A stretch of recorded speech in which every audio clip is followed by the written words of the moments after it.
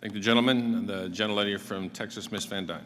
Thank you very much. Secretary Yellen, earlier today you committed to closing the carried interest loophole. Unfortunately, this has become a popular punchline that is just not true. For a lot of new and emerging entrepreneurs across the country who don't come from Wall Street or wealthy backgrounds, carried interest is the sweat equity that they've put into their business. It's the work that they've put into growing their business. And I look forward to working with my tax team colleagues to better educate members of Congress on the opportunity that carried interest provides and the longstanding tax policy principles that it's based on. Last year, you testified and said, quote, progress has been made on inflation, but there was still work to be done, unquote. Unfortunately, not much has changed in the last year. Inflation hasn't gotten any better. Energy prices haven't gotten any better, and we continue to see housing prices at record highs. Under this administration, prices have increased nearly 20%, and real wages have fallen by nearly 4%. That affects people who are making less than $400,000. And yet the president's budget put out earlier this year continued broke policies that exacerbate this problem.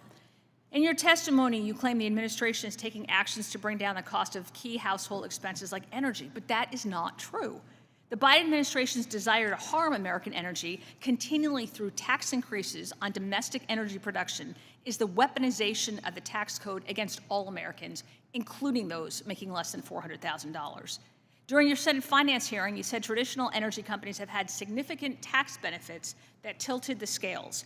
And the Treasury Green Book, the administration's tax proposal, says, quote, these traditional oil, gas, and coal preferences encourage more investment in the fossil fueled section that would occur in a neutral system, and this market distortion is detrimental to long-term energy security.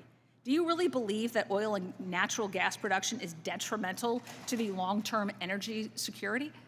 Well, to give preferences right now, when we Aren't understand you doing that with 3 new policy deals, giving preferences, picking winners and losers? Well, we pick winners and losers, but they have to be ones that are positive for what is an existential threat, which is so you climate believe change. then that oil and gas, natural production, is an existential threat, and that will is somehow better to cut all of that production for our long-term energy security? No one is saying to cut all that production, So but there's no we will be dependent on this for a long time, but there's no reason. Is it the administration's goal to shut down energy companies and change the rules to basically make it impossible to operate profitably? It is not. That is not the administration's objective, but there's no reason why we should be giving tax preferences. But is tilting the scales toward green energy worth the security risk by buying oil from adversaries such as Venezuela? We're promoting clean energy and renewables. We are buying it from countries. We are buying it from countries that produce it in a much dirtier manner than any place in the U.S. And that is what your policies are forcing us to do right now. Earlier, you talked about the corporate rate in the U.S. as my colleague, Congressman Moore, has alluded to. The U.S. has been at a, quote, race to the bottom. Did the Tax Cut and Jobs Act lower the corporate rate to the lowest in the OECD? It's among the lower in the OECD. I fail to see how this is the bottom then. I mean, under the president's budget, according to the Tax Foundation, the U.S. would have the second, not the lower to the bottom, but would have the second highest corporate rate in the world. Is this something that the Treasury is proud of? Over decades, corporate tax rates have declined. It would be the second highest corporate rate in the world.